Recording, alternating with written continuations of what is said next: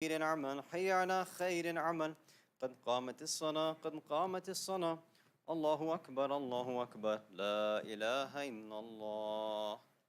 أستغفر الله من كل ذنب وأتوب إليه إنه كان توابا. الله أكبر. أعوذ بالله من الشيطان الرجيم. بسم الله الرحمن الرحيم. الحمد لله رب العالمين الرحمن الرحيم مالك يوم الدين. إياك نعبد وإياك نستعين. اهدنا الصراط المستقيم، صراط الذين أنعمت عليهم غير المغضوب عليهم ولا الضالين. بسم الله الرحمن الرحيم. إنا أعطيناك الكوثر فصل لربك وانحر إن شانئك هو الأبتر. الله أكبر. سبحان ربي العظيم وبحمده. اللهم صل على محمد وآل محمد. سمع على لمن حمد. الله أكبر.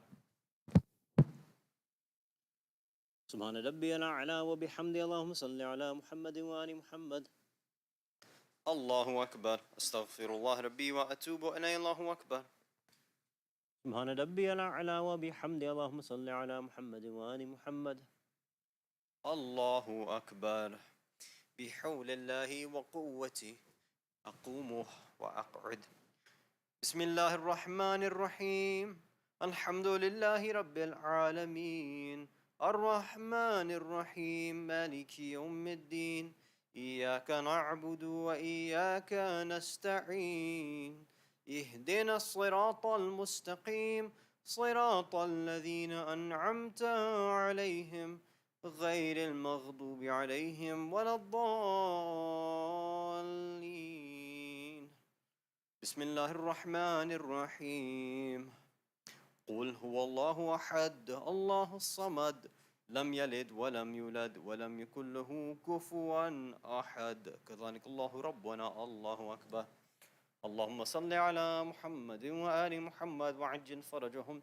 لا إله إلا الله الحليم الكريم، لا إله إلا الله العلي العظيم. سبحان الله رب السماوات السبع ورب الأرضين السبع وما فيهن وما بينهن ورب العرش العظيم. والحمد لله رب العالمين. اللهم صل على محمد وآل محمد وعجل فرجهم. الله أكبر. سبحان ربي العظيم وبحمده. اللهم صل على محمد وآل محمد. سمع على لمن حمد. الله أكبر. سبحان ربي الأعلى وبحمده. اللهم صل على محمد وآل محمد. الله أكبر. أستغفر الله ربي وأتوب إليه. الله أكبر. سبحان ربي الأعلى وبحمده. اللهم صل على محمد وآل محمد. الله أكبر. الحمد لله.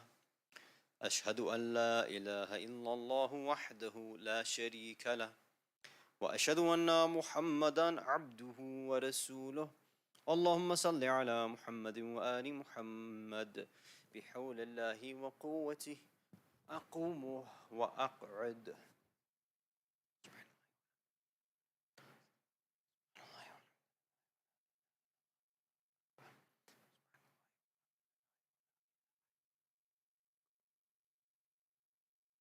أستغفر الله من كل ذنب وأتوب إليه. الله أكبر. سبحان ربي العظيم وبحمده. اللهم صل على محمد وآل محمد وعجل فرجهم. سمع له لمن حمد. الله أكبر. سبحان ربي الأعلى وبحمده. اللهم صل على محمد وآل محمد. الله أكبر. أستغفر الله ربي وأتوب إليه. الله أكبر.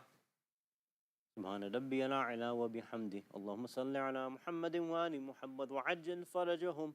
يا من له الدنيا والآخرة ارحم من ليس له الدنيا والآخرة بحق محمد وآله الطاهرة. الله أكبر. بسم الله وبالله والحمد لله. أشهد أن لا إله إلا الله وحده لا شريك له، وأشهد أن محمدا عبده ورسوله. اللهم صل على محمد وآل محمد. السلام عليك أيها النبي ورحمة الله وبركاته. السلام علينا وعلى عباد الله الصالحين. السلام عليكم ورحمة الله وبركاته. الله أكبر، الله أكبر، الله أكبر، لا إله إلا الله.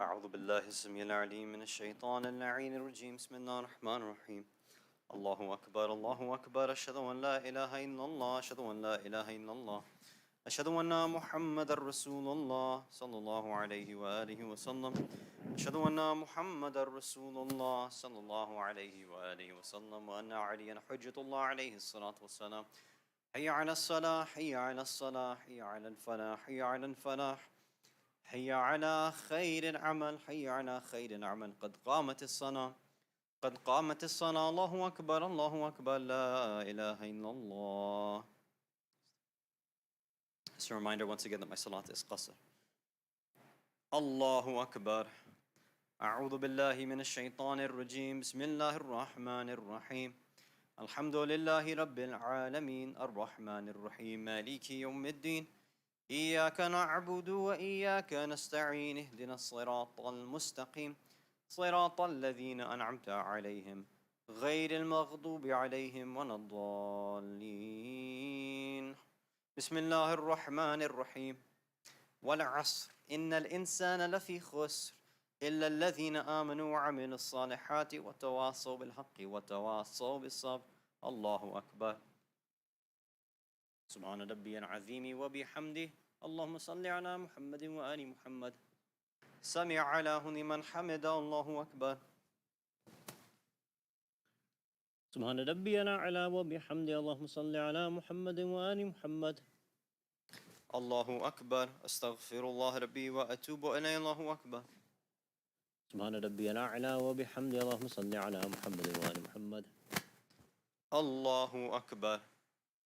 بحول الله وقوته أقوم وأقعد. بسم الله الرحمن الرحيم الحمد لله رب العالمين الرحمن الرحيم مالك يوم الدين إياك نعبد وإياك نستعين اهدنا الصراط المستقيم صراط الذين أنعمت عليهم غير المغضوب عليهم ولا الضالين. بسم الله الرحمن الرحيم قل هو الله أحد الله الصمد لم يلد ولم يولد ولم يكن له كفوا أحد كذلك الله ربنا. الله أكبر. اللهم صل على محمد وآل محمد وعجل فرجهم. اللهم اجعل عواقب أمورنا خيرا. رب زدني علما والتقوى وإيمانا ويقينا. اللهم صل على محمد وآل محمد وعجل فرجهم. الله أكبر. سبحان ربي العظيم وبحمده اللهم صل على محمد وآل محمد. سمع له لمن حمده. الله أكبر. سبحان ربي الأعلى وبحمده اللهم صل على محمد وآل محمد. الله أكبر. أستغفر الله ربي وأتوب إليه. الله أكبر. سبحان ربي الأعلى وبحمده اللهم صل على محمد وآل محمد. الله أكبر. الحمد لله أشهد أن لا إله إلا الله وحده لا شريك له وأشهد أن محمدا عبده ورسوله.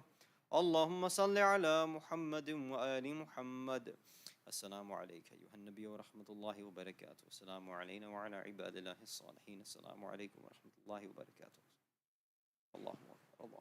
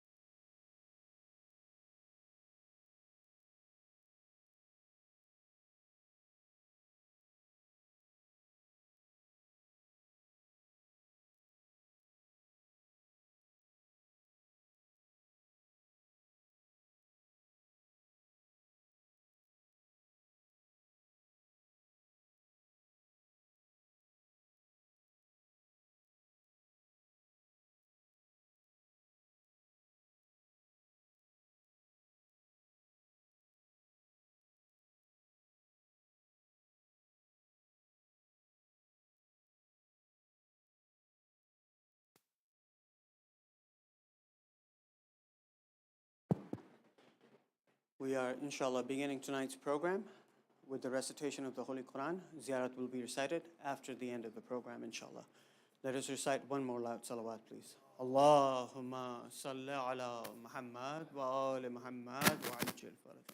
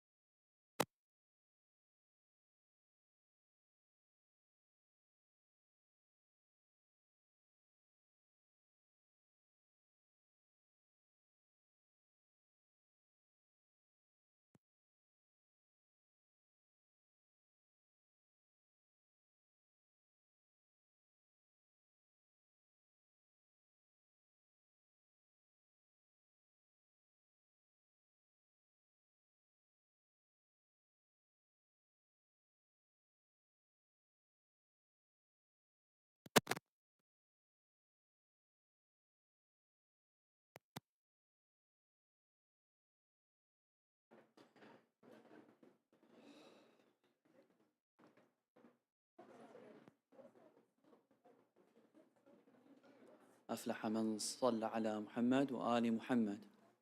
اللهم صل على محمد وآل محمد. الفاتحة.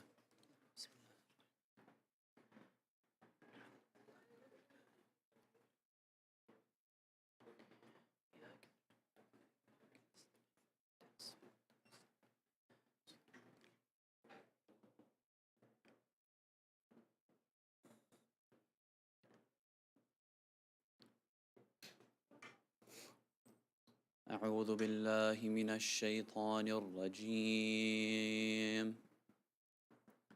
بسم الله الرحمن الرحيم. وآية لهم أنا حملنا ذريتهم في الفلك المشحون وخلقنا لهم من مثله ما يركبون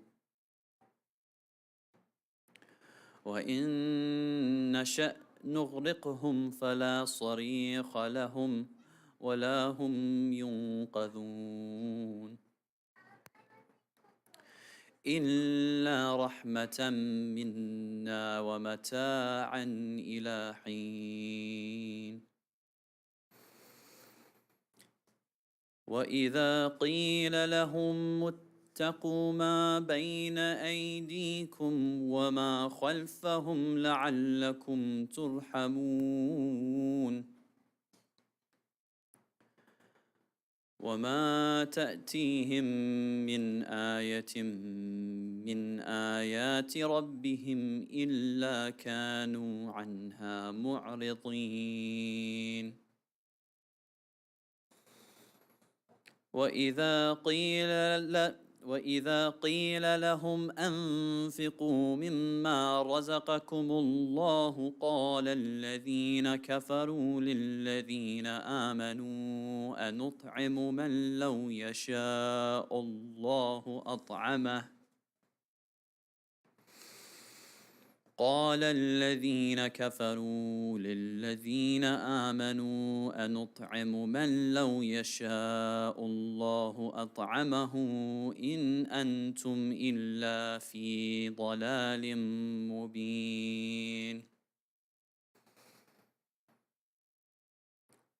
ويقولون متى هذا الوعد إن كنتم صادقين ما ينظرون إلا صيحة واحدة تأخذهم وهم يخصمون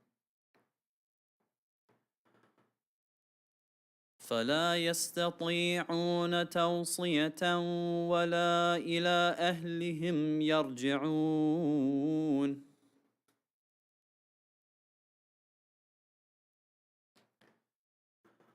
ونفخ في الصور فإذا هم من الأجداث إلى ربهم ينسلون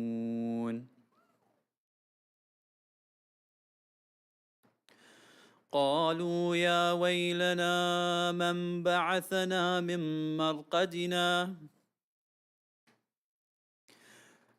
هذا ما وعد الرحمن وصدق المرسلون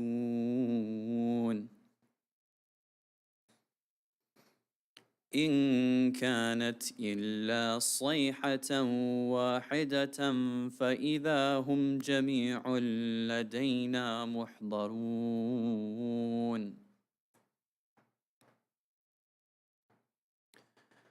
فاليوم لا تظلم نفس شيئا ولا تجزون إلا ما كنتم تعملون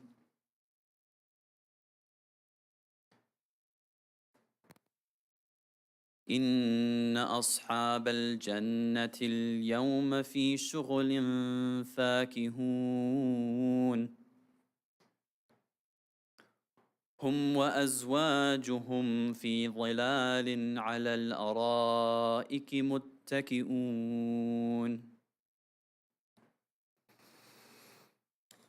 لهم فيها فاكهة ولهم ما يدعون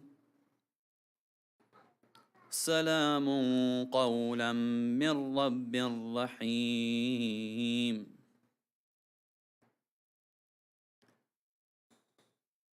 وامتازوا اليوم أيها المجرمون ألم أعهد إليكم يا بني آدم أن لا تعبدوا الشيطان إنه لكم عدو مبين وأن اعبدوني هذا صراط مستقيم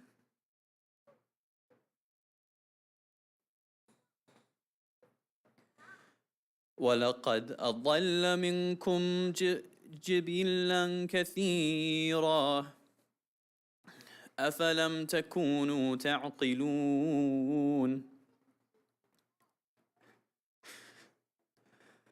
هذه جهنم التي كنتم توعدون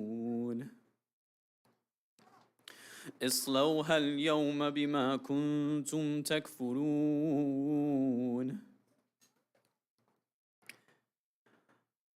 اليوم نختم على أفواههم وتكلمنا أيديهم وتشهد أرجلهم بما كانوا يكسبون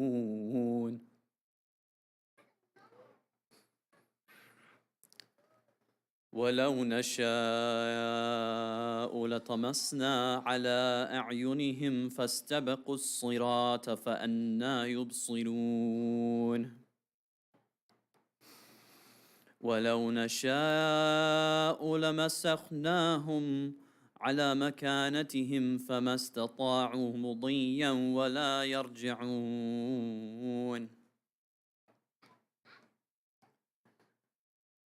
ومن نعمره ننكسه في الخلق أفلا يعقلون وما علمناه الشعر وما ينبغي له إن هو إلا ذكر وقرآن مبين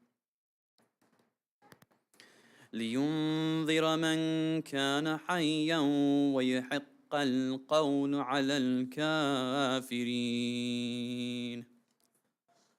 صدق الله العلي العظيم صلوات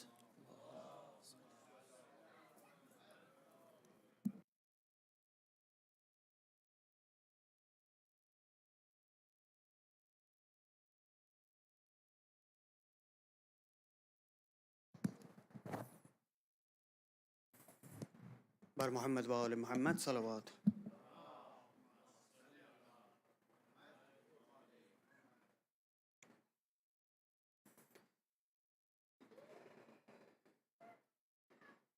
بے خطا مارا گیا سبط رسول دوسرا و حسن سبز قبا زہر سے ٹکڑے جگر خون سے کفن لال ہوا و حسن سبز قبا خون گلتے ہوئے بھائی کو بہن نے دیکھا اور تڑپ کر یہ کہا اور تڑپ کر یہ کہا تیری غربت پہ اے بھائی تیری زینب ہو فدا و حسن سبز قبا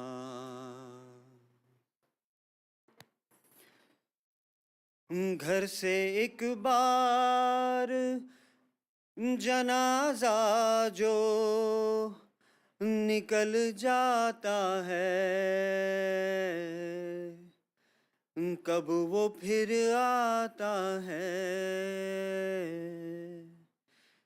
کب وہ پھر آتا ہے یہ وہ تابوت ہے جو لوٹ کے گھر کو آیا و حسن سبز قبا ماں کے دکھ سے ابھی آزاد کہاں تھی زینب ہو گیا کیسا غضب ہو گیا کیسا غضب باپ زندہ نہ رہا بھائی سوئے خلد چلا و حسن سبز قبا شہ نے اس وقت جو غازی کو نہ روکا ہوتا حشر ہو جاتا بپا حشر ہو جاتا بپا تیر آتے نا جنازے پہ تمہارے مولا و حسن سبز قبا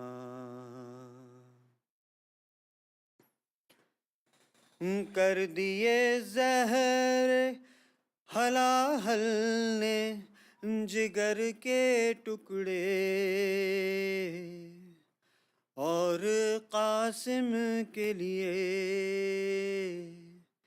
اور قاسم کے لیے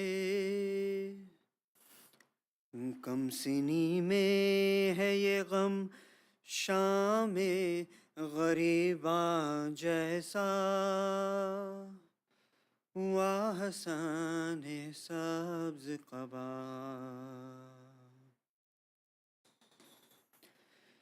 شہ کو ریحان برادر کا جگر یاد آیا، جب سرے کرب و بلا،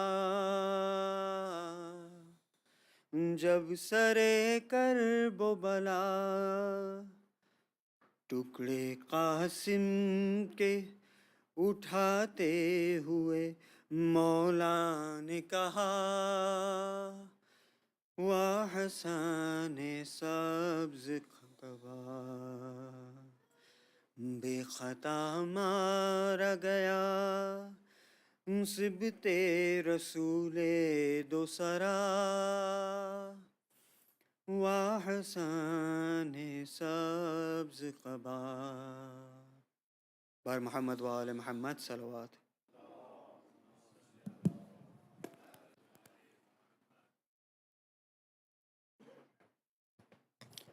Requesting one more loud salawat, please. Allahumma salli ala Muhammad wa ali Muhammad wa ajil farajahum. Bismillahir Rahmanir Rahim. Respected Sayyid, elders, brothers and sisters in faith, Assalamu alaikum. Before I request the Sayyid onto the member, I would like to request that everybody please recite a Surah Fatiha for Amina Hasumani, Nizamuddin and Zulfiqar Jagani, Salima Dharamsi, all marhumin of Sister Naseem Jagani and family. And let us please all include our own marhumin and the marhumin of the Ummah. Bismillahir Rahmanir Rahim. Alhamdulillahi Rabbil Alameen.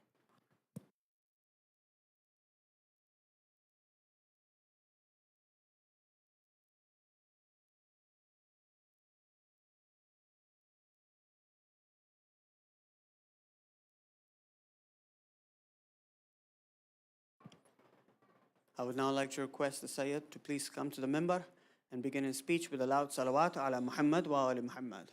Allahumma salli ala Muhammad wa ali Muhammad wa ajil farajah.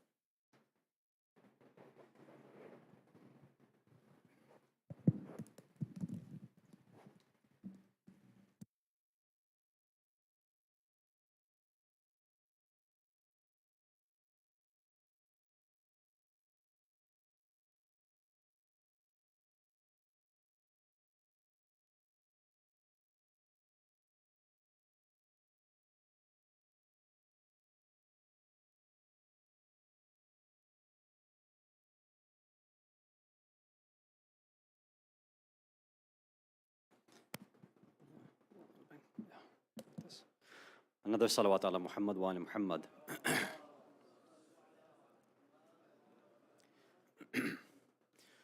أعوذ بالله السميع العليم من الشيطان اللعين الرجيم بسم الله الرحمن الرحيم وبه نستعين لا حول ولا قوة إلا بالله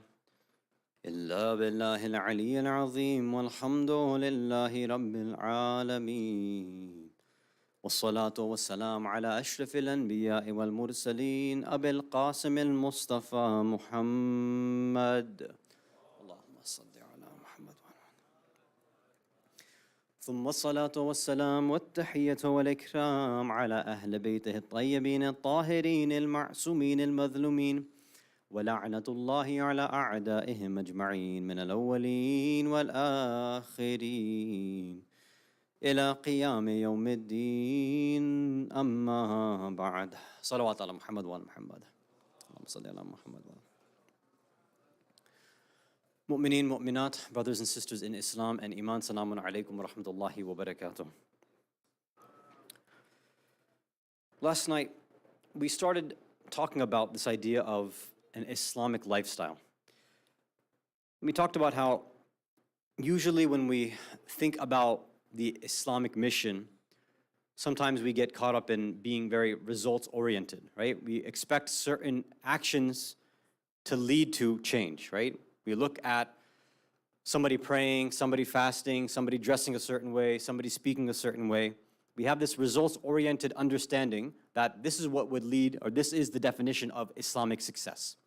And we said that maybe in some degree that might be okay, but generally speaking, that's probably not a very precise way of looking at the success or lack thereof of the Islamic mission. And we looked at very easy and obvious examples, right? In Islamic history, obviously, there were Muslims, they were practicing, they were doing all of this, but their actions in front of the Ahlul Bayt, even in front of Rasulullah himself, in front of Imam Hussein, in front of Imam Ali, Imam Hassan, all the way till the 12th Imam, all the way till we continue right now, their actions are different, right? So they have the sort of bare bones minimum wajibat, they stay away from muharramat, they have some general outward Islamic actions and behaviors. They sound and speak like Muslims, but something deep down inside them is not Islamic in nature, right? So we said that an Islamic lifestyle is a set of beliefs or ideas that informs everything that comes out of you. A part of that happens to be, yes, ibadat and wajibat, muharramat, all of that. That's a part of it. But we also saw that, no, there's many others, a lot of groups, even to this day, that we would not associate with, right? We don't associate with Wahhabis and Salafis. Right, to even say that they're non-Muslims is problematic itself because they do believe in the Quran and Allah and the Prophet. They believe in the same things that we do, but there's a clear distinction that everybody recognizes between us and them, right? So we said that this idea of an Islamic lifestyle is clearly something different. So what does that mean? So what we want to do tonight, inshallah, is open up that idea a little bit more to see and try to make this connection of how our belief system, how our ideas, and specifically how we view the world, outside reality, how we view that as a direct determinant and determining factor of how we're going to think, behave, and act. Right? Salawat ala Muhammad wa ala Muhammad.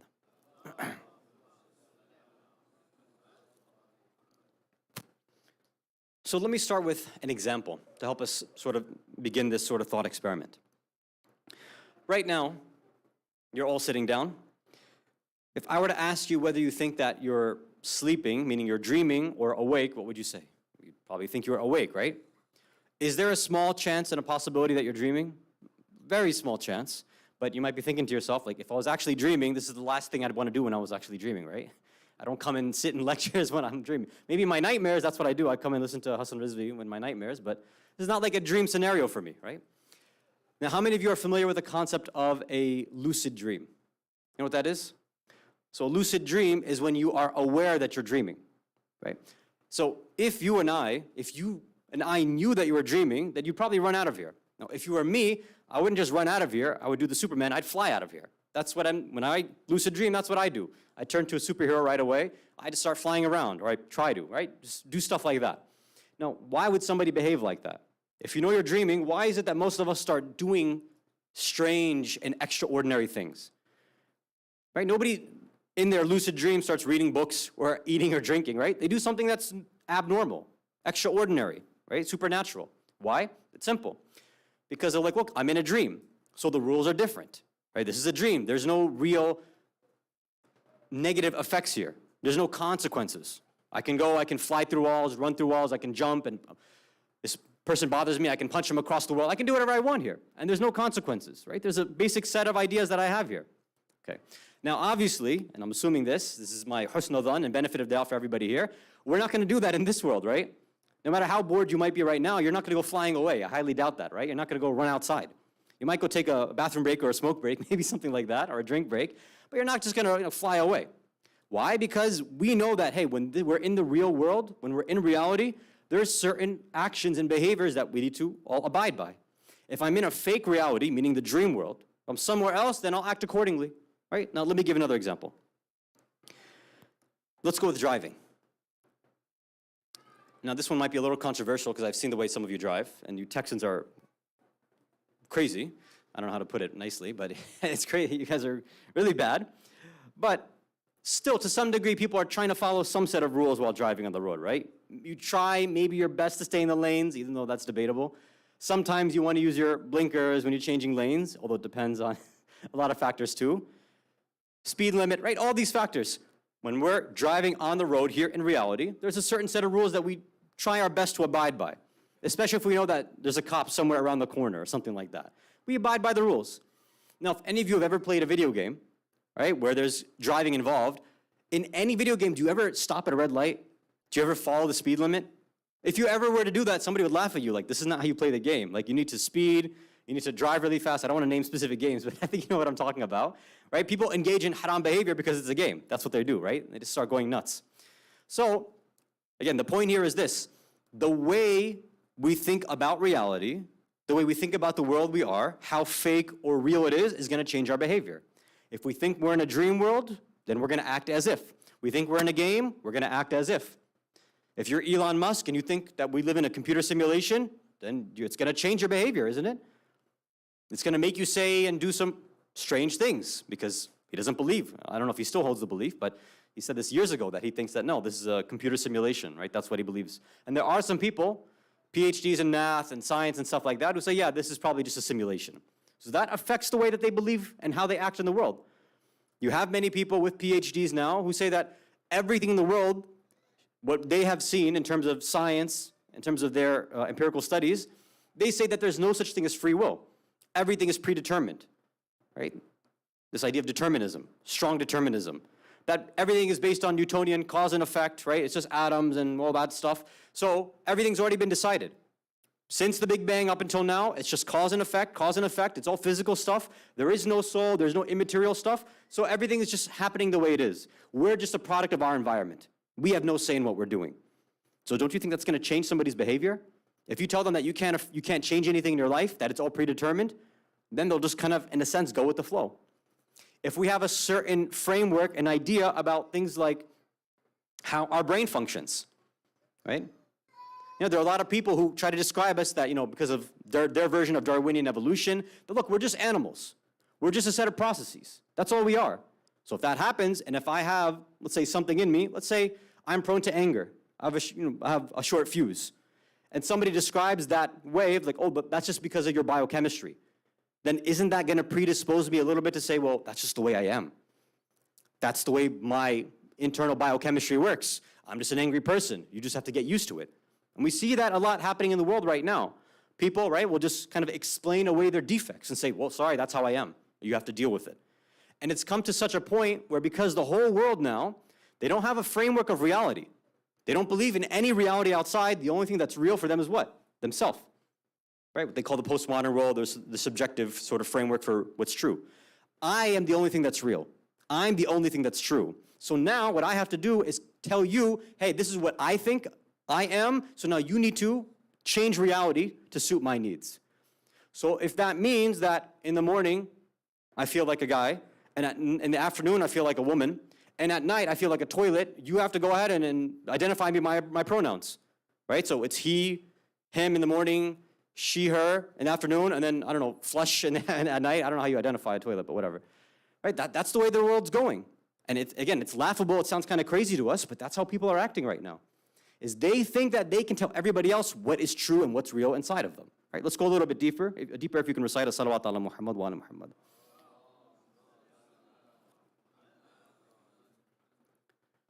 Remember, the point we're trying to get to is the way that we are framing things in our head, how we look out at the world, that's going to inform how we're going to act. Everybody's going to do that. Every single person, whether atheist or the most adamant Muslim you can find. That's how everybody's functioning. And in a sense, you can just call that religion. That's what it is, right? This lifestyle that we're talking about, we end up calling it religion. Some atheists don't like that word, but say, look, you have a religion too, though. Your religion is that you don't believe in an afterlife. You believe that everything can be decided by science or your intellect, which it obviously can't. But you have this set of blind faith to some set of norms, and you're acting accordingly. So everybody's religious in that sense. Everybody has chosen a lifestyle. They've made these lifestyle choices. Now our question is this: how do we end up determining these kind of things, right? And what things are actually important? Now, specifically for us as Muslims, because this is becoming more and more of an issue, right? You see that there's a lot of movements within Muslims, within Shias, kind of pushing us back and forth, right? You've got these progressive, liberal Muslims. You have more conservative, traditional Muslims. And everybody has their own idea of what Islam should look like. And all of it has to do with a certain framework, right? How do you view Allah? Well, that's going to change. If Allah is hellfire and brimstone and punishment and adhab and all about fiqh and law, right? If that's what it is, then what's going to matter in my life is I need to make sure that every single little fiqhi issue, ahkam, is done properly because I don't want to go to hell.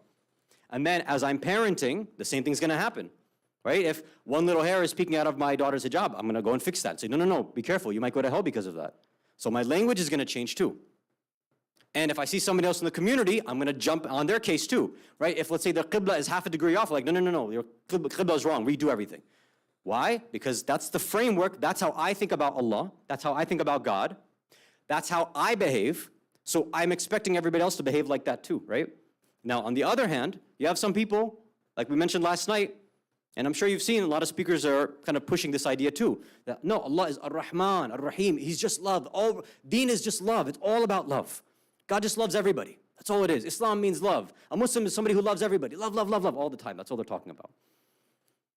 I've even seen some quotes from people who sit on the minbar. They say, how is it that such a loving, merciful God could care about these tiny little details about Islam? Like, how could He be so, why would God bother with something like that?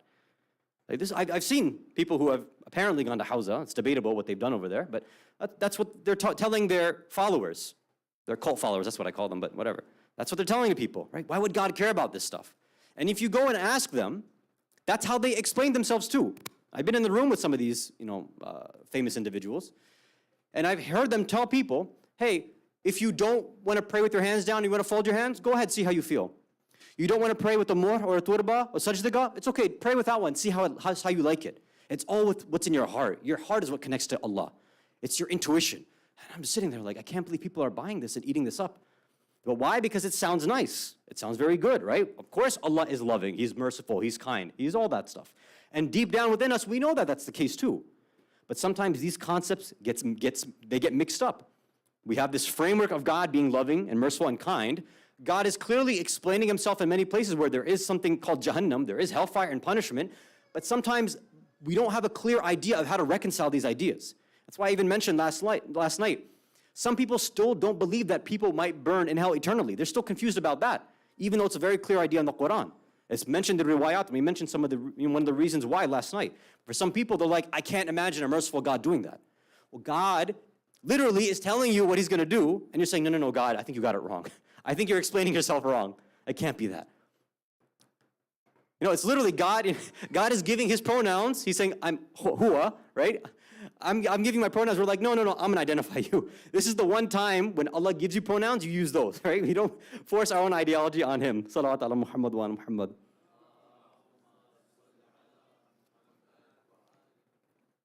But that's what we're doing nowadays, right?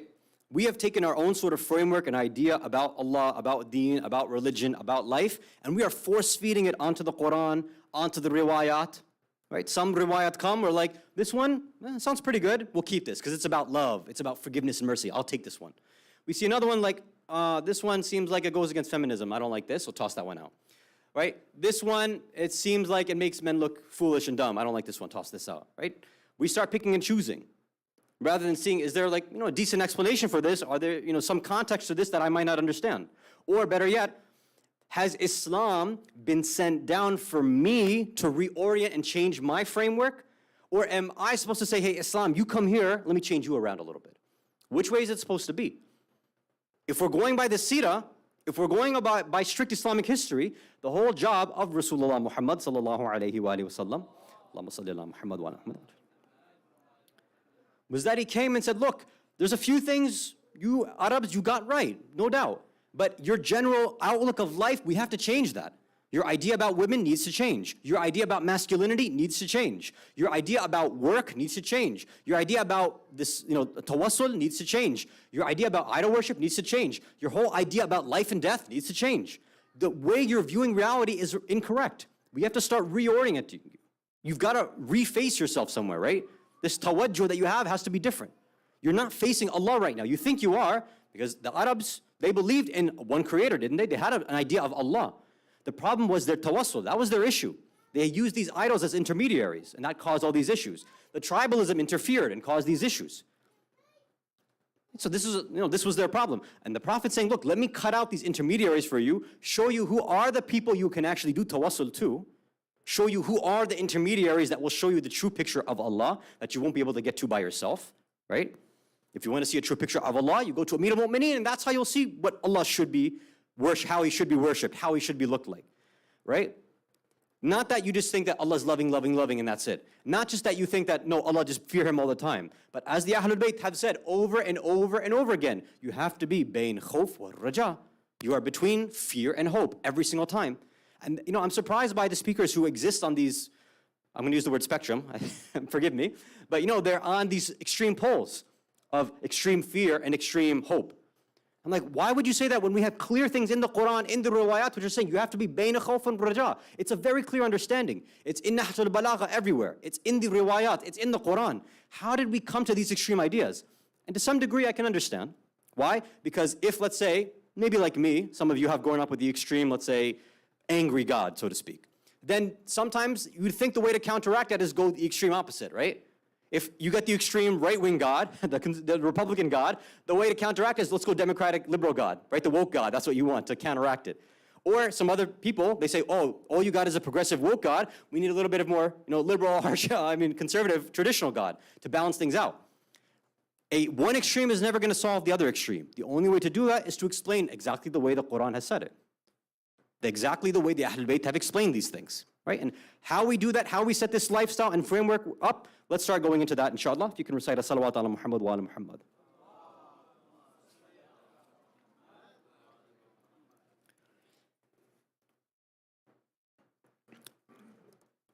There's a few analogies that I've heard the ulama use.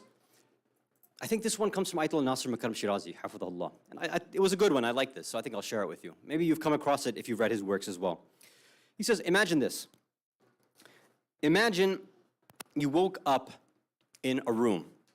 It's a white cube, pretty much, right? You see no windows, no doors. It's just a bunch of walls. It's just all white, right? Literally just a white cube, small little white room. You just wake up there. Now, what are some of the first initial thoughts you would have in your mind? You can shout it out if you want. This is the fake interaction point. Hassan, right? How did I get here? Like, what am I doing in this room? How did I end up here? Okay. After that, what else would you think about? How do I get out of here? Hassan, thank you very much, right? How do I get out of here, right? I'm here, now what? And then, okay, once I'm out of the room, then, all right, well, if I am able to get out of this cube, is there anything else beyond this too? Is there like another room, etc.? Now, some people are like, that's a little too abstract. I can't really think about that. Like, okay, how many of you are escape room people? Anybody do escape rooms? Nobody? You guys are boring, man. You don't do escape rooms here? No? You do escape rooms? Okay. So, now I'm going to apply this idea, like we mentioned before, to an escape room. You know what it is though, right? You know these things, like they set up these rooms, have these puzzles and stuff like that, and you're supposed to unlock it within usually an hour and try to get out. It's a puzzle. It's a game that you do. It's interactive. It's fun sometimes. Depends on who designs it. There's different companies, whatever. I like escape rooms. That's how I know this. Now, when you go into an escape room, you already have a mindset that, okay, somebody's designed this. There's puzzles already set into place. I just have to figure out what to do, and then I can get out. Maybe there's another room I have to unlock, whatever. And then when I'm done, then that's it. I have to just beat the time, right? So this gaming sort of mindset is in there. Now imagine you woke up actually in a room like that, and you couldn't get out. Well, then this idea of having fun and laughing with your friends and playing in a game is not going to be there. You're probably going to freak out a little bit. You're going to be like, oh my God, what do I do? How did I get here? You'll be messing around with everything. Your style of acting in that room is going to be different. Even though it still might be like a game, somebody might have, I don't want to say somebody knocked you out and put you in there, but even if it's the exact same place, if we don't have a good understanding going in, it's going to change our behavior, and it might make us do the wrong things, right? Now, the same idea of how did I get in the place, get in the room, how do I get out of here, and what happens afterwards? These are the same essential questions that every single human is thinking about in their life too. Every single person, whether atheist or otherwise. Every single person. And we know the answers to this too. It should be very obvious to us. All right, how did we get here? Come on, this is Sunday School 101. How did we get here? Who put us here? Let me put it that way. Allah. You can say Allah loudly, it's okay. Allah, right? That's how we got here. Allah put us here. Very simply, right? We didn't make ourselves. We know Allah put us here. That's our Muslim answer, right? Okay, so now what do we do while we're here? Louder. How do I know what to do while I'm here? Do I just do whatever I want? Eat whatever I want? Drink whatever I want? go wherever I want, say whatever I want, or are there a set of rules? Right? There's sets of rules. So Allah has set down a set of rules too. Like, okay, here, I put you in the cube, and I'm going to tell you, this is what you do while you're in the cube. This is how you act. Now, afterwards, what happens? What happens after that? Has Allah told us that too? He says, yeah, afterwards, you're going somewhere else. That's where your true life is. Now, these three questions and answers, we have a phrase for this too. What is all this? What are these things?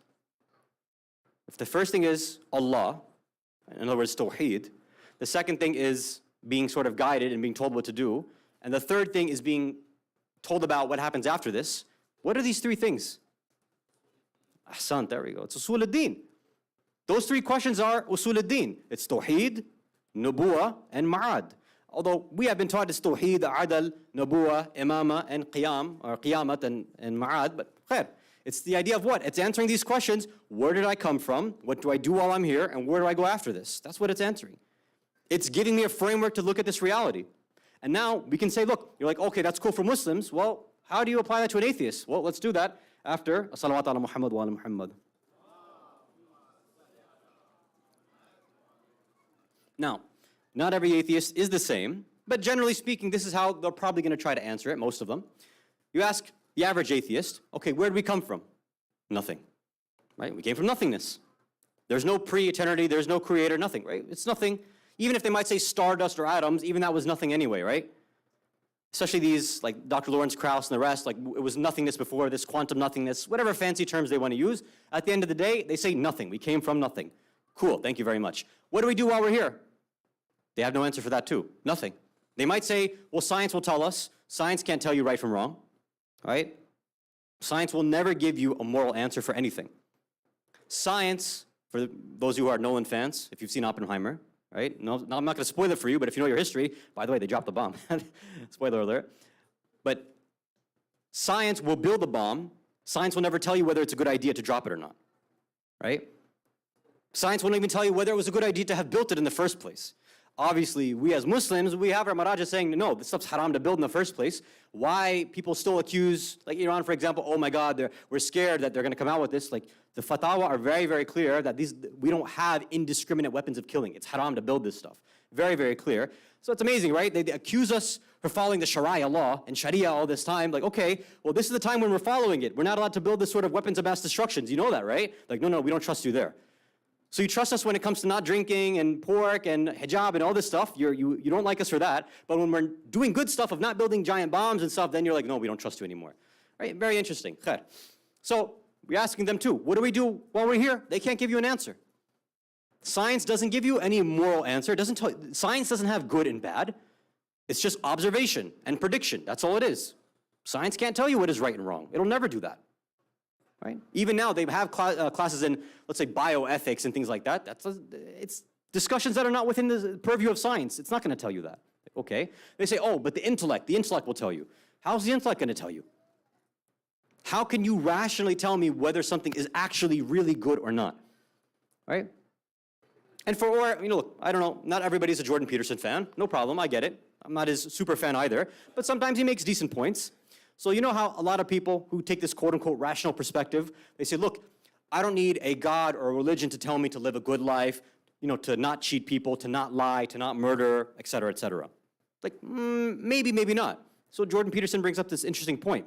He says, what if you are a highly intelligent, highly skillful person, and you're also egotistical, meaning you're selfish, you want to do what you want to do in life. Nobody can tell you that that's a bad idea, right, to get your desires done. Right? So if you want something, and let's say you're very good at stealing, and you go and steal and you know you won't be caught, who's going to tell you that that's a bad idea? Rationally, I can say, I want to do what I want to do, and nobody can stop me, so why can't I do that? If I can, let's say, hack this bank and steal money, why won't I do that? If, let's say, for example, I find money on the floor, and I see somebody walking away, and I know it's theirs, I don't have to tell them anything. I can use this money too. There's no God that's going to hurt me, so I can keep this money, I can use it to my benefit as well too. Nobody's going to harm me afterwards. Nothing's going to happen to me. What rational principle is there that tells me I have to give it back to that person? And you can think about any issue. There is no rational, logical, A is B, B is C, therefore A is C argument to tell you what is good and bad. It doesn't work like that. Because I can say at the end of the day, I'm selfish. I want to do what I want to do, and you can't tell me otherwise. Because self-preservation, self-interest, especially what people are saying, I identify, right? Ana rabbukum al-a'la. I identify as a God now. What are you going to do? I get to define what is good and bad. I want to do what I want. I want to live out my desires, what benefits me. If I lie to people and I get benefited from that, then why not?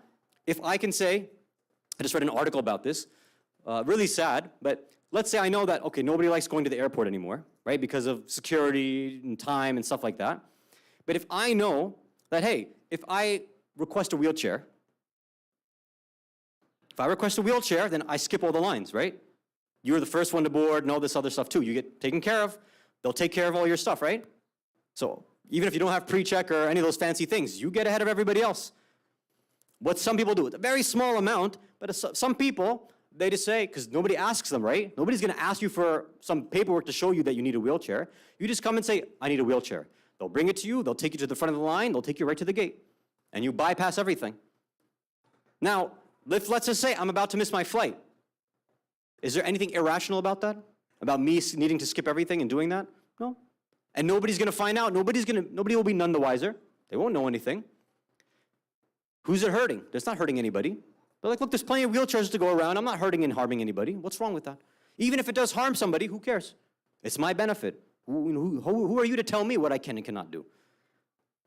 So it's no harm. I can lie, and I'm getting my benefit. So again, when an atheist tries to tell you, using science, using logic and reason and all this stuff, I'm going to tell you what is good and bad. Say, how? What reason? How can you tell me that? It's not going to work out. So when we start asking the question, we ask them, how do we know what to do while we're here? What's their answer? They have to say nothing. Especially when we say, okay, but what is the purpose for all this? If you want to give me some reason that, okay, do good stuff, be rational and be moral, be a good person. Why? Give me an ultimate reason for why. We religious people, we can say, I have a third question and a third answer because we know where we're going after this. But you, now atheist, you tell me what's the reason? Why do I have to be good? And they can't, because they have to say their third answer is what? After coming from nothing, after giving you no answer and saying, I don't know what to do while we're here, then where are we going after this? In the dirt, and we become nothing. Back to nothingness. So what's their answer? Come from nothing, do nothing, go to nothing. All their answers are nothingness. What they're saying is what is a human being? It's nothing. That's what they're saying. And you want to tell me that's how you want to tell everybody else to live their lives and that we're the foolish ones, we're the backwards ones. Like you're telling everybody else that there's no purpose in life. And you're saying you have to be good. Why? I can't give you a reason why. You're telling people they have to be good, they have to be moral, but you're not giving them a reason.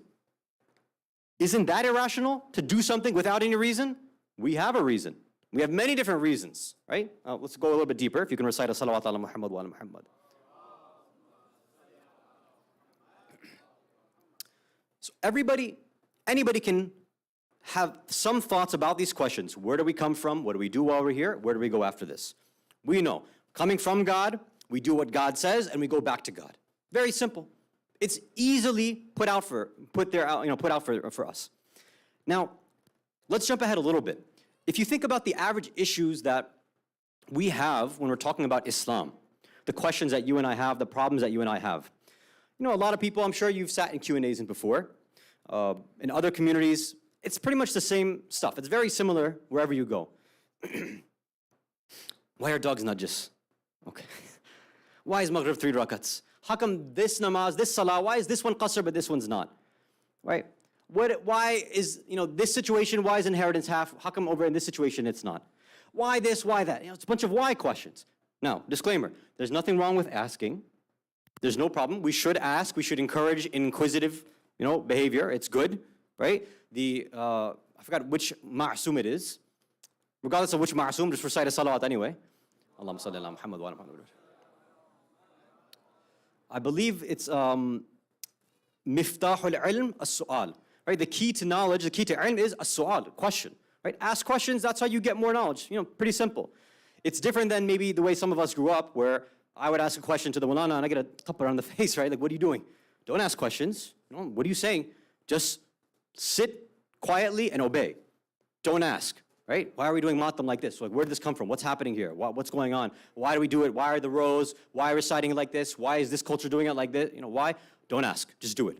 Okay, well, that's going to confuse a lot of people, isn't it? when we're dealing with this issue, I don't want to call it an epidemic or a pandemic, but there are some who are borderline atheists now in communities because of some of these things. They're being pushed towards this because they're honestly looking for answers. I've been in many communities where sometimes it's not just youth, right? Where we're like, oh, it's always the youth. I've sat with uncles, 60, and aunties, 60, 70, 80 years old, and they're like, you know what, I just don't understand this stuff. I don't know why I'm doing it anymore. I do this stuff just because I don't want everybody on my case. And they're sitting there with all these same doubts. And we think that these doubts, right, all they're asking, we think that, yeah, okay, if I tell them why dogs are najis, why they can't keep fufu or fifi in the house or whatever it is, why the salat has to be like this, why it has to be all the meaning and the why, like, oh, that'll solve everything. If you notice, every single one of these questions are what? They're furu' ad-din. It's all the, as we say, branches, right? The corollaries, all the stuff after the fact. Usually what you find, what was my issue too when I was growing up, is that I thought it was all this stuff. Oh, matam and nohe and the culture and azadari and isn't this Hindu, all this angst that I had building up when I was growing up that made me borderline atheist in college. All this stuff that I had, I'm like, no, it's because of all this. And for me, I finally realized, and I saw it with the other communities too, no, it's just people don't understand usul ad-din very well. If we don't have a good relationship with Allah, then that's going to lead to all these other minor issues. You're going to ask questions about namaz and salah and all these minor issues. Again, I'm not dismissing it. I'm saying you can ask the questions. But I'm saying that for a lot of people, and especially with the elder generation, the reason why they don't care as much is why? Because they have such strong yaqeen, itminan. They have a strong belief system in Allah, in His justice, in what to do right here and where they're going afterwards. They're like, look, I don't care why dogs are najis. I'm just not going to get one. I don't care why alcohol is haram. I'm not going to drink it. I don't care why it has to be slaughtered like this. The why doesn't matter to me. The only thing that matters is the who, and it's Allah. He's doing this, so that's enough for me. And for a while, I thought, oh, that's backwards. Don't you need to answer all this stuff? And I realized that no, this is actually a higher level of iman. And even the Urafa talk about it like this. The Urafa talk about this level of iman that a person now doesn't need the crutch. They don't need this handicap of needing everything being intellectual or a rational exercise. Right? This comes in a lot of Sufi Irfani poetry. They're like, look, if you want to get to our level, you need to let go of your aql sometimes. You need to start saying, you know, Allah, I'm not going to believe in performing X, Y, and Z until you give me a rational reason. So then what does that really mean? Right? I'm not going to pray to you unless you tell me the rational benefits for it. I'm not going to do hijab unless I see the actual benefits for it. I'm not going to keep a beard unless I know that there's some benefit to it. Like, okay, if that's what your framework is, then what you're worshiping is not Allah. It's not Allah that's actually your ma'bud, the one that's your object of worship. What you're actually worshiping, what we're actually worshiping is what? The aql and the intellect. It's my own understanding of Allah that I'm actually worshiping. And there's an interesting tafsir that some of the mufassirin have offered in Surah Al-Ikhlas regarding this point. Let me share that with you after salawat ala Muhammad wa ala Muhammad. Bismillah ar-Rahman ar-Rahim. Qul huwa Allahu ahad, Allahu samad, lam yalid wa lam yulad. Okay. How do we normally translate that? Lam yalid, right? What is lam yalid? He doesn't have babies. Very good. Very nice and simple, right? He doesn't give birth. Lam yalid wa lam yulad. Everybody's using the Shakespearean stuff. He is not begotten. He was not of the begotten self. No. He's not a kid. He doesn't have kids and he is not a child himself, right? That's the simple. Sorry, I don't like the Shakespearean stuff. You guys know that about me, right? Simple stuff. He does not give birth and he was not birthed himself. That's the way we translate it. So the way that we make Surah Ikhlas sound like is that, hey, this is an answer to the Christians, pretty much, right? Like, hey, your idea about God giving birth, having a kid, and himself being a kid, na'udhu billah, no, man, that's not the case. So some mufassirin are like, man, this is one of the most powerful surahs in the Quran, Surah Ikhlas, Surah Tawheed, and we're reducing it to Allah not having a baby and not being a baby? Like, come on, man. Like, you really have missed the mark on this. So one of the ulama says this, lam yalid, okay, fine, he does not give birth. But the walam yulad, he said, if you really get down into it, it's that Allah is not the product or the result of anything. Allah should not be the consequence and result of anything. Now, going back to what we were saying. I'm sitting there saying, okay, I want to worship Allah. Well, first of all, I need to have some proof. All right? Okay, so let me go through, argument by design or, this argument of ontological argument or teleological argument. Let me go through all these proofs. First cause this, or Burhan Siddiqeen. After all of this, okay, now Allah, then I'll get to you. So what are you really worshiping then? What is Allah? He's a product of our mind then. Allah's saying, look, whatever you have in your mind, your conception of me, that's not actually me. You went through some proofs, that's fine, but it's through those proofs that you got to me. Walam yulad though. Allah's like, you can't really truly understand me if I'm a product of your mind and your imagination. If you have to rationally understand me like that, that's not who I really am. You've gotten me like not a couple degrees, but a lot of degrees down. Allah is beyond this. This is the reason why we're saying Allahu Akbar. Allah can't be described. We can't compare him. We can't analyze him. We can't do any of this. But that's one of the problems of living in this sort of modern world. I mean, forget the postmodern, even the modern world where everything must be rational, intelligible. It's got to be a product of, this Cartesian system of, give me the reasoning for it. When Allah's saying, look, you should be able to have a direct connection to me. Now, I'm not dismissing the fact that a lot of us need that rational stuff, and that'll be our sort of next point. But we should keep an ideal in our mind that the true way needs to be without a wasita, without this intermediary. It's a long thing. It's very difficult to do. But to get to a point where, no, Allah, I don't need somebody giving me a proof to you because you're so obvious. Why would I need that? You're so clearly in there. Man arafa nafsa faqad arafa rabba. Right? I know myself so well. I know this universe so well. Why would I need some intermediary to understand you when you are everything and everywhere? It doesn't make any sense. Why would I need these rational proofs for this ahkam and this fiqh issue and this fiqh issue? That's my own deficiency.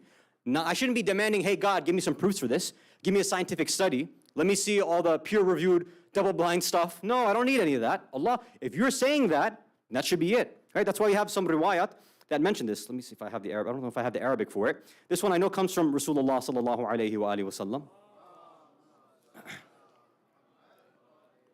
Yeah, I don't think I have the Arabic for this one loaded. So I'll just give you the English that I remember.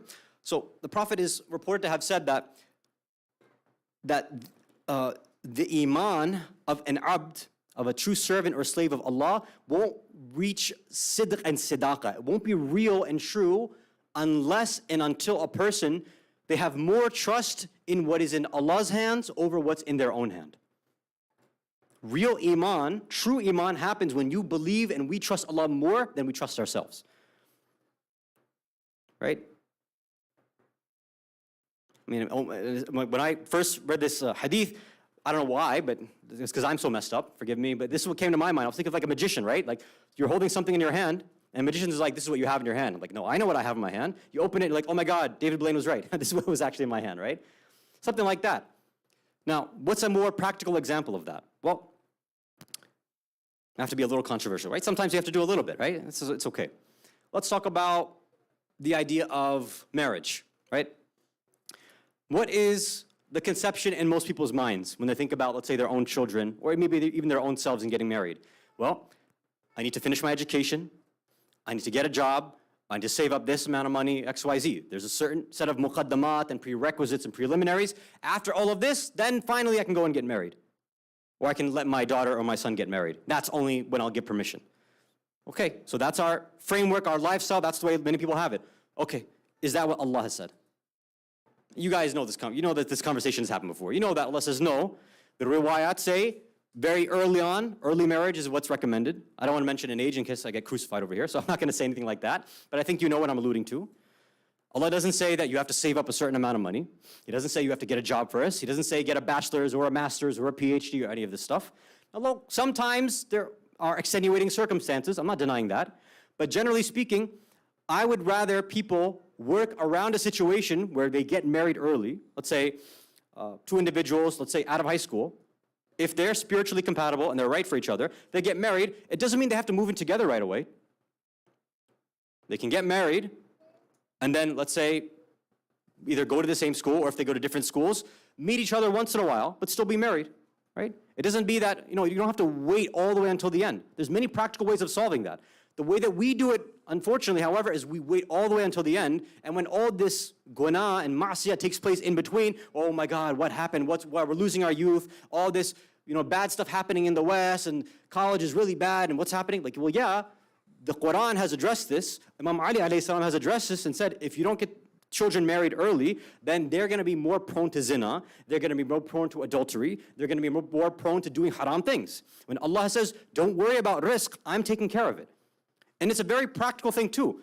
In a general household, because usually people are concerned about their daughters more than their sons, right? Generally speaking. So let's think about this rationally. I have a daughter, and now somebody's proposed to my daughter, right? Like, okay, right now, who's in charge of her rizq? The father. I am. I'm the wali. I'm in charge of her rizq, right? Meaning, not in charge, I'm not a raziq, but I'm the manifestation. I'm the one who should be providing, protecting, and doing all that, right? Like, okay. Now, somebody's come and said, okay, I'm asking for her hand in marriage. And let's just say, no degree, I don't know, delivers, whatever, has some basic job. He's doing something, but maybe not enough to afford an apartment or something like that. Nothing saved up, all this stuff, right? Now, what would I do? The typical way is saying, all right, you cannot support, right? Because if I give my daughter to you, you can't support her, so it's not going to happen. That's what usually people are, that's how they go through it. Like, okay. Now, think about this. That son, right now, his support system is also coming through his father or whoever is in charge of his household too, right? That's typically how, again, assuming you have a two-parent household, that father's taking care of that son, and I'm taking care of my daughter. If these two get married, has that rizq now changed at all? Did it just magically vanish and disappear? Is there any reason why those two parents can't say, hey, why don't you, father, and me as the father, pool our money together and help them get an apartment or something like that and let them live together until they can get themselves up on their own 2 feet? Is that so crazy? Like, what's so wrong with something like that? If you're going to be spending some amount of money on them anyway, why wouldn't you do it like that when you're also securing their akhirah too? You're preventing so many guna and ma'asiyah happening in the future. And especially if you can do this before or while they're in college, do you know how much problems you're going to be preventing them from doing? And especially where a lot of people, where they're coming to understand their true self is in college. Imagine they have somebody with them, their partner with them in college, helping them deal with their issues in studying and class and things like that. I'm sure many people here, they would have really liked to have had a partner, somebody with them, helping them on their spiritual journey while they're in college. I'm sure many people would have liked that, rather than kind of going at it alone and being distracted by all the other things that happen, especially in colleges in the West. But you see, look, this is a simple framework. This is when, well, sorry, Allah, I know you're talking about rizq and tawakkul on you for getting married and having kids and all this other stuff, but sorry, I'm looking at my own bank account and my own kid, and I trust myself a bit more than you. Or when Allah says, and there's many other examples, but I want to leave it at least as just that one for now. Salawat ala Muhammad wa ala Muhammad. So going back to what we're saying, we're talking about this idea of lifestyle, right? These questions. Now this framework, now many of us are like, okay, look, I get it. I believe in Allah. I know where I came from. I know that He sent down prophets, the Ahlul Bayt, Quran, Maraji, the system of wilaya. I got all that too. And I know that there's an afterlife afterwards too. It's like, okay, so I got all that. So I have this basic framework of a lifestyle.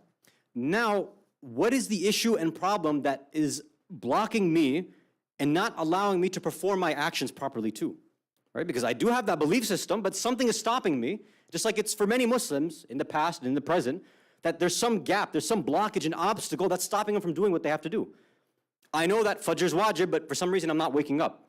I know that for those who are past the Fajr wajib issue, I know Namaz al-Shab and Salatul Layl is something that is absolutely necessary for achieving high spiritual growth, but I just can't do it. It's very tough to wake up that early. Well, like, hold on. How tough was it to wake up in Ramadan? When it was for food, then we were waking up 2-3 hours early, right? But when it was for something else, it's different. Why? Same thing, that level of trust. When it comes down to picking a lifestyle, I have decided my lifestyle is going to revolve around dunyawi, materialistic rules. God, I believe in you. I know you're up there and out there. I know that you have prophets, imams. I got all that. You have a book, cool. I read it once in a while. I do read it. And I know that afterwards I'm going to die and, I'll be in barzakh and all this stuff. I got that. But hey, God, when you tell me about how to live my life over here, that's when, literally, we're saying, we have to agree to disagree on some of these things. You're telling me how to eat. I don't know about that, God. Sorry. You're telling me what things to, drink or how much to drink. I don't know about that. You're telling me how to organize my life and, time constraints and all this stuff. I don't know. This is where these lifestyle stuff really matters. And you see, that's why we gave the example of food. For somebody who's very disciplined in, let's say, the way that they adjust their dietary lifestyle, that's why they're so strict about it. They have a complete understanding and yaqeen in all of this stuff. I know the effects of sugar or carbs or fatty foods or whatever people believe in, right? Because there's so much different ikhtilaf among the buzurgvar, the doctors and stuff nowadays. It's tough to know what is real and true. But everybody, whatever they get yaqeen in, they act accordingly. So you see some people, they're like, hey, if there's sugar in that, I can't have it. It's not going to happen. Right? Or there's some people that, hey, every day I know that I have to have a little bit of exercise per day. So even if that means 5-minute walk, I have to do it because I know the effect that it will have on me. Or if I don't do it, the negative effect that it will have. Some people have been able to bridge that gap. Now, what are some of the reasons why we can't bridge the gap? Let me share. First hadith. This one's been reported both from Rasulullah sallallahu alaihi wasallam and from Imam Ja'far as-Sadiq alayhi salatu wassalam. They've been reported to have said, رَأْسُ كُلَّ خَطِيَّةٍ حُبُّ الدُّنْيَا. The beginning, the inception, the start of every sin, every mistake is what? حُبُّ الدُّنْيا. Now you're like, Hassan, I've heard that stuff before. Okay, don't fall in love with the world. But what does that really mean? Don't fall in love with the world. What that really means is that literally we've conformed and adapted and adopted a dunyawi lifestyle. Now, there's a lot of examples I can give. I'm trying to think which one kind of makes sense. So usually when I have this discussion, I don't know, so I think we had gone through this example many years ago, so I don't know how many of you were there. So I gave the analogy of Superman, because I think the analogy and the identity and the sort of mythology of Superman works really well over here. So I'm going to quickly go through that because we're running out of time. So I'll mention it very, very quickly. When you have this character of Superman, his real identity, as many falsely say, is Clark Kent. He's not Clark Kent, he's Kal-El from another planet. If you don't know what I'm talking about, it's okay, you can zone out for a few minutes, no problem, right? So, this idea of this alien being sent to another planet, being raised over here by Earth parents, being given an earthly sort of tarbiyah, so to speak, right? Being around earthly friends, human friends, and stuff like that, that defined his life. So, for those of you who have either seen the movie or watched the cartoon or read the comics, you would know that when Superman or Clark first found out about his powers, he didn't just put on a cape and start fighting bad guys right away. He got scared, he freaked out and was like, I don't want to do this. I don't want to be different than everybody else. Even though he knew that he was different, even though he saw that he had powers and he was different, he didn't feel like acting on them. Now, what were the reasons for that? What caused this bridge? There was a few different reasons.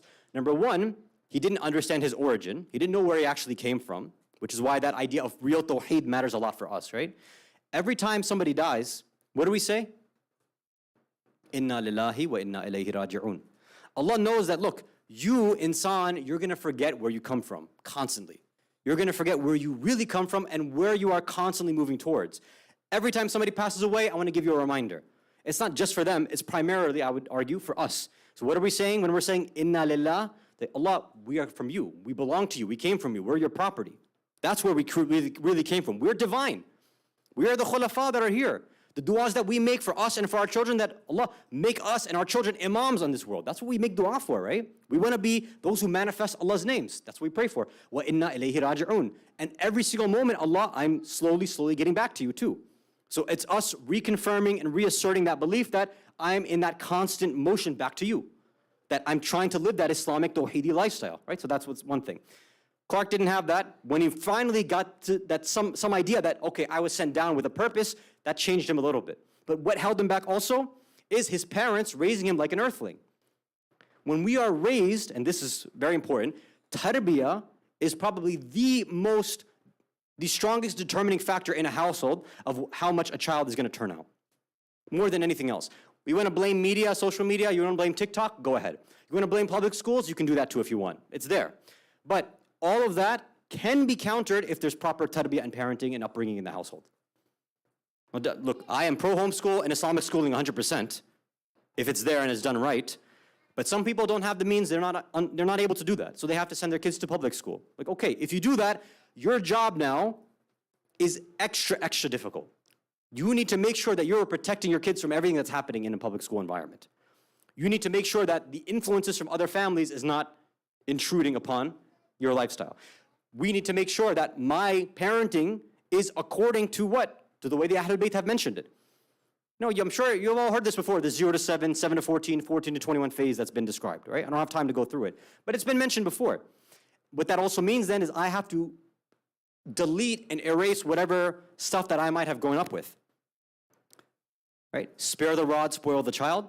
I grew up with that idea coming in me. Maybe some of you guys have heard that too, right? Spare the rod, spoil the child. Meaning you have to discipline your kids. You have to hit them a little bit. You have to get, be very harsh with them. That's the only way they're going to learn and be strong, be ready for this harsh world.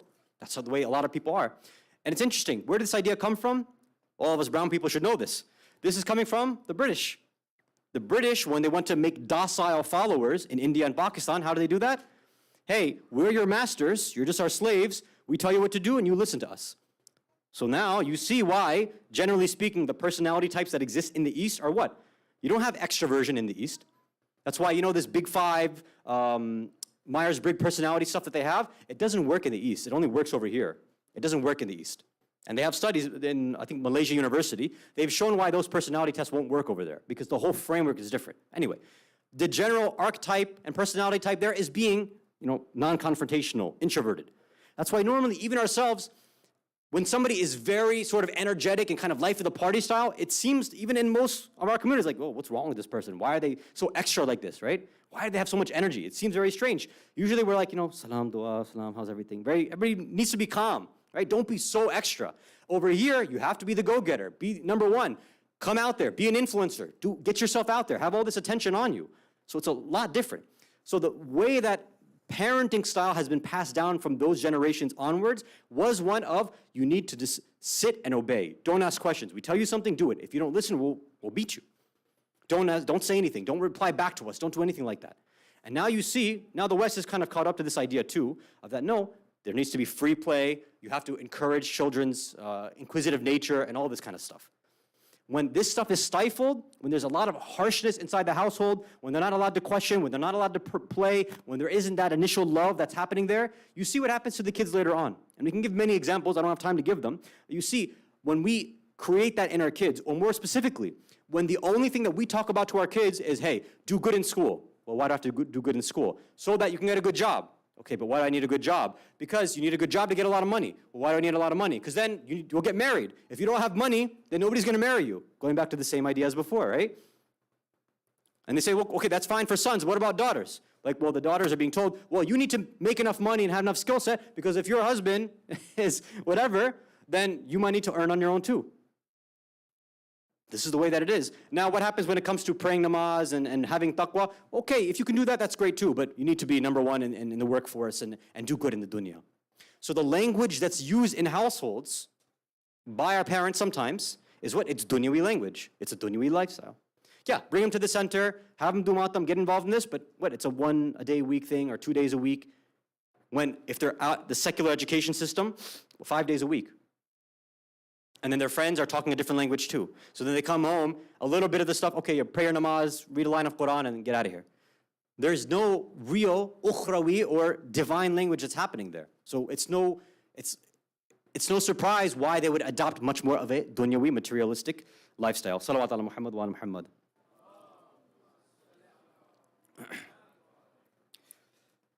So the few other points that I wanted to mention, but I'm over time now, so I want to stop. So I wanted to try to hopefully get across this idea of explaining this idea of lifestyle choices, what it really means. I hope what we understood, I believe the Islamic mission really to be is for individuals to completely reframe the way that they think about the outside world. Why you see so many other people confused right now is because they don't have that, and nobody's giving that to them. That's why they feel this alienation. That's why they have to get this attention on them by changing their pronouns or changing their gender or being fluid or whatever this is. Why? Because it gets them attention. It makes them feel like something.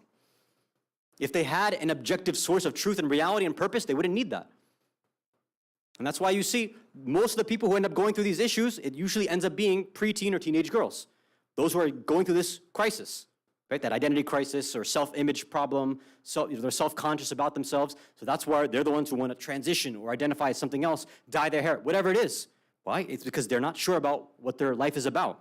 Somebody who has that certainty, and I said, I was kind of hating on science a little bit, but there actually have been studies done to show that, I think this was done by, they examined women in Iran, the ones who observe hijab, And they actually showed that how they did it. Again, you guys can go and do the research yourself and look at the studies. But they actually showed the level of self-esteem and those who were observant of hijab was higher than people who weren't. Now, I'm not saying that that's the reason to observe hijab, but I'm saying that, look, sometimes the way that this lifestyle that we live and that we've been given, this Islamic lifestyle, the way that it's there is to prevent us from having these confusions and these difficulties that everybody else is going through.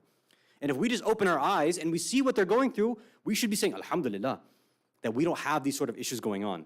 If we see them going on in our homes or in our families or in our communities or outside, then what it probably is, the reason probably is because that Islamic lifestyle is not there. There's something that's missing there. And there's so many different dimensions. Like I said, we could turn this into a whole series. The way that finances need to be done, the Islamic economic way, that's a huge, huge discussion. We've been so inculcated with a capitalistic outlook, and some of us have gone to a more, communistic, socialistic style. Like, okay, well, let Islam tell you what economics looks like. What does a social welfare system actually look like? Our idea about finances and helping one another, helping the poor, is completely different than what everybody else has. Our idea about, let's say, work life and home life balance is completely different too. Right? So there's so many different things where, that's why, how you have some of these riwayat where they say, when the Imam returns and he explains to us real Islam, we'll be like, is that Islam, really? Some of us might be confused, like, that doesn't seem like it. Because some of us have moved so far away from that Islamic lifestyle, we've got this sort of hybrid idea, right? A little bit from here, a little bit from here. This from, let's say, a Judeo-Christian idea about life. This is a capitalistic thing. This is my Pakistani Indian cultural thing, whatever it is. And yeah, here's some Islamic stuff too. We're just a hybrid mix of a lot of different things. And again, I'm not anti-culture. That's not the idea here either. Islam is always expressed through a culture. But some of these ideas and things that we have to figure out, is there a proper way to think about this Islamically? It's not always easy, but at the very onset, the way that somebody can think about it is, as we're going and trying to make any decision, solve any of the problems in our lives, in our communities, say, look, is there actually an Islamic answer for this? Does God want me to see this thing in a specific way? How do I literally see this through God's eyes? When I'm looking in Karbala, is there a way that I should frame this and see this?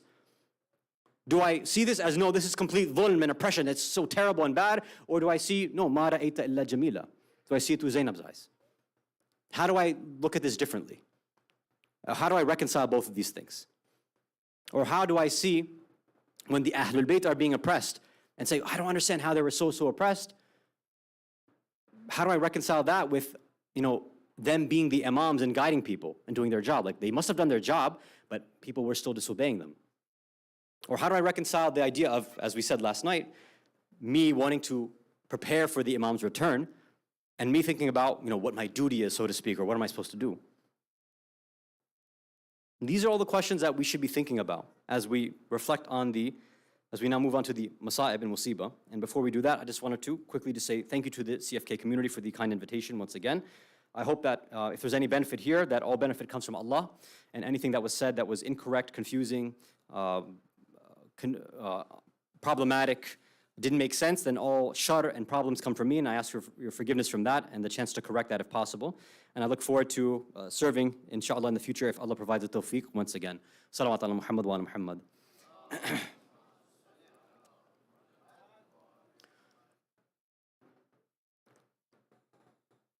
As we think about Imam Hassan, some people I don't think they understand how madloom Imam Hassan was. He inherits the khilafah from his father. Many of him just think of as the one who sat down, who didn't want to fight, didn't do anything. But it's the complete opposite. Imam Hassan, when he first took power, the first thing he tried to do was increase military expenditure. He wrote letters to Muawiyah saying that, no, however much you thought my father was against you, I will double my efforts against you. The madlumiyat of Imam Hassan was that the Muslims were not there with him. They did not want to fight alongside him. They went against him. They tried to assassinate him. They betrayed him. They took bribes. And this is the most difficult thing for a leader like that, an imam like that, to try to guide insan to what is perfect, to what is true, to what is real, and the people just not want to live that lifestyle. So much so that even, according to many narrations, even his own wife is pushed to something inconceivable and feeds him this poison. Our historians tell us that there are, many of the Ahlul Bayt have been given different levels of poison. But they say that the shiddat of the poisons given to Imam Hassan, Imam Kadhim, and Imam Ridha alayhi salam were unlike anybody else. So much so that, as we know, the poison was so strong, the one that was given to Imam Hassan, that narrations say that his body began to change color and began to turn green. And that he had this dish alongside him when he was laying down in bed. And this dish, this poison was so shadid and so difficult that he would have to spit out blood. And sometimes when he would spit out this blood, pieces of his organs would come out there too. But we would think that this would be the most difficult thing for Imam Hassan to go through this physical pain. But this is not the most difficult thing. You see, the difficult thing for him was that while he was going through all of this, whenever he would hear that Zainab, his own sister, was coming to visit him, he would tell those who are around him, they said, take this dish that I've been spitting my blood and my body parts into, put this to the side because I don't want Zainab's heart to break when she sees something like this. So they would try to hide this from her. His concern was not from himself, his concern was about his sister Zainab. When we see, as we fast forward to when his janazah is going out, as he wants to be buried alongside his grandfather. As his tabut is going out and these mal'oon, these enemies shoot arrows at his tabut, now the tabut, his janazah has to come back into the house. The narrations say that Hussein and Abbas are pulling out arrow after arrow from this, and Zainab herself comes and begins to pull out arrow after arrow. Abbas and Hussein turn to Zainab and say, Zainab, this is not something that somebody like you should do.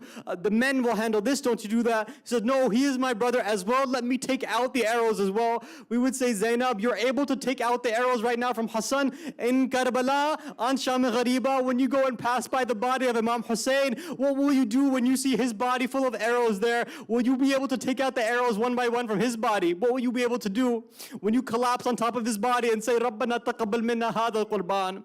But at least we say to Imam Hassan, at least in your final moments, you were there with your family. You were surrounded by your brother. You were with your sisters. You were with everybody there. You were surrounded by supporters to some degree. But when we look at Gharib al-Ghuraba, Imam al-Ridha, as he's taking away from his homeland, away from his family, away from Bibi Masuma, away from his brothers, they're far away from him. He's surrounded by enemies.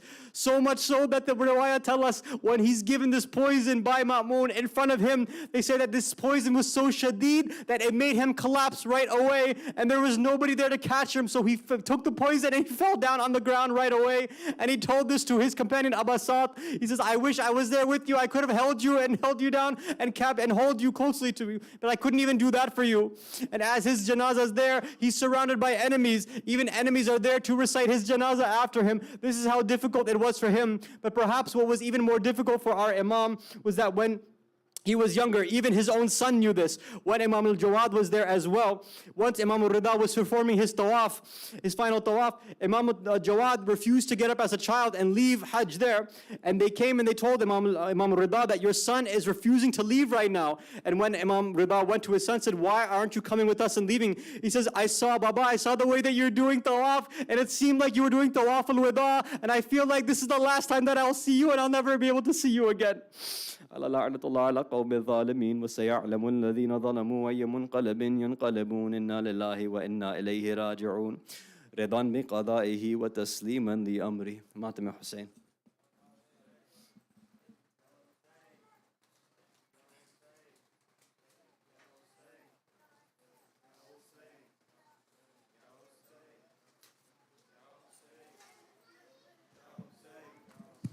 Ya Hussein.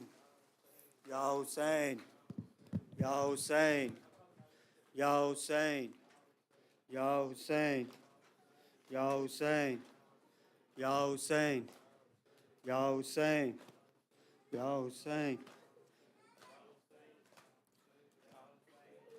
निकला था जनाजा जो घर लौट के आया है, निकला था जनाजा जो घर लौट के आया है, निकला था जनाजा जो घर लौट के आया है, निकला था जनाजा जो लौट के आया है.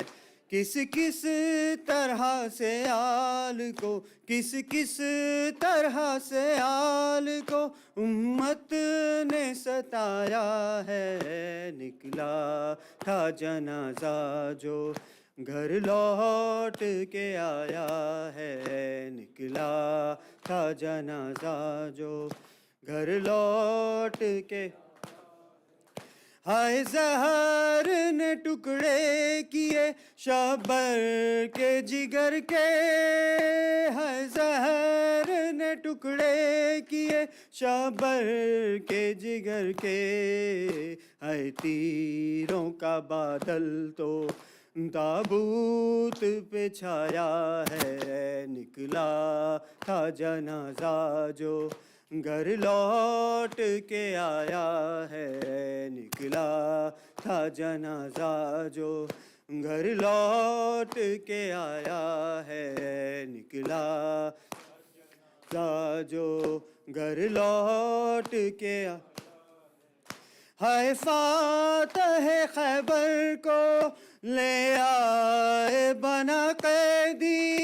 ہے فاتح خیبر کو لے آئے بنا قیدی. ہے بنت محمد پہ دروازہ گرایا ہے. نکلا تھا جنازہ جو گھر لوٹ کے آیا ہے. نکلا تھا جنازہ جو گھر لوٹ کے آیا ہے. نکلا تھا جنازہ گھر لوٹ کے آیا. مولا حسن کے چوم کے لب کہتے تھے احمد. مولا حسن کے چوم کے لب کہتے تھے احمد. آئے ان لبوں سے جگرے حسن تشت میں آیا ہے. نکلا تھا جنازہ جو گھر لوٹ کے آیا ہے. نکلا تھا جنازہ جو گھر لوٹ کے آیا ہے. نکلا جنازہ جو گھر لوٹ. کربل میں میرا بھائی دے اکبر و اصغر جب. کربل میں میرا بھائی دے اکبر و اصغر جب. قربان کرنا قاسم فروا کو بتایا ہے. نکلا تھا جنازہ جو گھر لوٹ کے آیا ہے. نکلا تھا جنازہ جو گھر لوٹ کے آیا ہے. نکلا تھا جنازہ جو گھر لوٹ. ہائے زہر نے ٹکڑے کیے شہبر کے جگر کے. ہائے زہر نے ٹکڑے کیے شہبر کے جگر کے.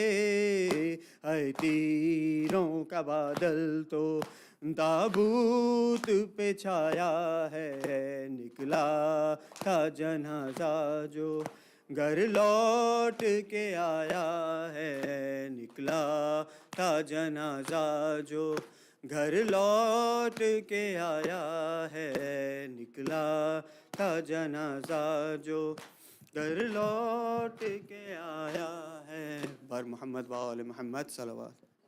متوجہ زیارت. بسم اللہ الرحمن الرحیم. السلام علیکہ یا رسول اللہ، السلام علیکہ یا نبی اللہ، السلام علیکہ یا امیر المؤمنین، السلام علیکہ یا فاطمہ الزہرا سیدۃ نساء العالمین، السلام علیکہ یا حسن المجتبی، السلام علیکہ یا سید الشہداء بکربلاء یا ابا عبداللہ، السلام علی الحسین وعلی علی بن الحسین وعلی اولاد الحسین وعلی اصحاب الحسین، السلام علیکم یا ائمۃ المعصومین علی بن الحسین ومحمد بن علی وجعفر ابن محمد موسى بن جعفر وعلي بن موسى ومحمد بن علي وعلي بن محمد والحسن بن علي، السلام عليك يا حجة القائم بن حسن المهدي مولانا صاحب العصر والزمان، الأمان الأمان الأمان من فتنة الزمان، أجل الله تعالى فرجه وسهل الله مخرجه وظهوره وجعلنا من خير أعوانه وأنصاره وشياعه والمستشهدين بين يديه، السلام علیکم جمیعا معصومین والانبیاء والمرسلین ورحمۃ اللہ وبرکاتہ.